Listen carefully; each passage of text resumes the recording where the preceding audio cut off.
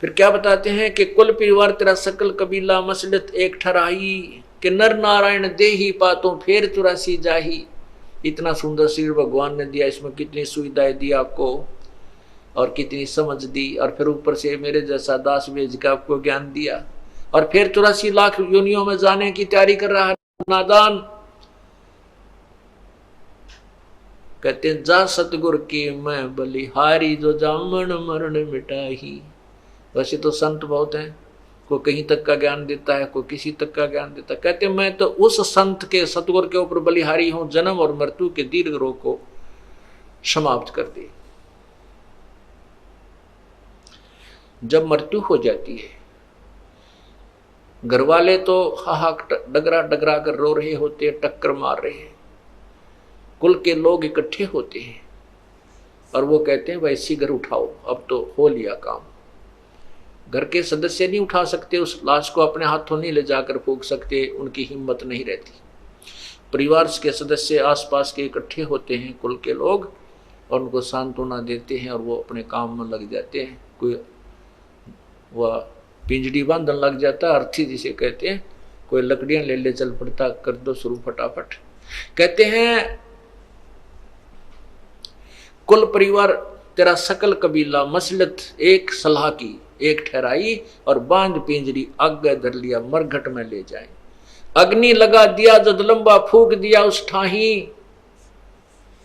अब अपने हाथों उस व्यक्ति के शरीर को अंतिम संस्कार कराते हैं, अपने हाथों हम उनको फूक आए, और फिर आकर के क्या क्रियाएं होती हैं।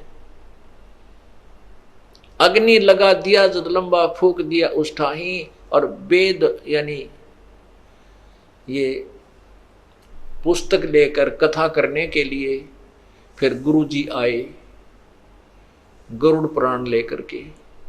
गरुड़ पुराण लेकर के गुरुजी आए और पीछे गरुड़ पढ़ाई। परमात्मा कहते हैं कि गरुड़ पुराण को आप मरने से पहले पढ़ो एक बार, और उस पर विचार करो।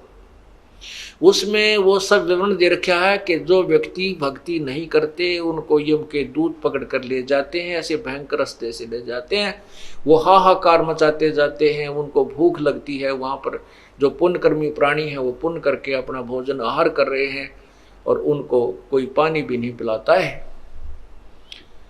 उनसे शिक्षा लो। किसी ने ऐसा जुल्म किया था, उसका बेटा मर गया, किसी ने ऐसा जुल्म किया था, उसकी आंखें फूट गई, कोई ऐसा पाप करता था, उसका हाथ कट गया। कहते उसके मरने के बाद ये शिक्षा पढ़ाने की क्या फायदा हुआ। वो जीवित था, जब वो जीवित था तो पढ़ाते। वो उस जो गरुड़ पुराण के लिखे हुए लेखों को पढ़कर सतर्क होता, बुराइयों से बच जाता, पाप ना करता। अब वो मर चुका है, उसकी तो जो भी आगे योनि मिलनी है, मनुष्य बनना है, पशु बनना है, पक्षी बनना है, वो तो तैयारी हो चुकी। और अब गरुड़ पुराण पढ़ाते हैं उसकी शांति के लिए। परमात्मा फिर क्या कहते हैं, वेद बांध फिर पंडित आए। वो गरुड़ पुराण लेकर के फिर पंडित आए, पीछे गरुड़ पढ़ाई। नरसेती तो पशुआ की जय गद्दा बैल बनाई, ये 56 भोग कहा मन भोरे की तकुरडी चढ़ने जाई। आज मनुष्य जीवन में हम कितना सुंदर आहार करते हैं, कितना मोहन भोजन करते हैं, नाना प्रकार के व्यंजन बनाते हैं। कहीं दही है, कि पकौड़े हैं, कि कहीं खीर है, दूध है, क्रीम मिल रही है, कई प्रकार की सब्जी, काजू, किस्मत, सेब, संतरे आए हैं। और एक परमात्मा की भक्ति ना करने से हमें क्या मिलेगा। गद्दा बैल बनाई। अब गधे के जीवन पर विचार करो पुण्यात्माओं। हम ये सोचते नहीं, हम इतने लापरवाह हो गए। अब मनुष्य शरीर प्राप्त करके हमारे मन में भी नहीं आती हम पशु पक्षी भी बन जाएंगे। हम ये सोचे अपनी नए मौज बनी रहेगी, नए काचे काटांगे।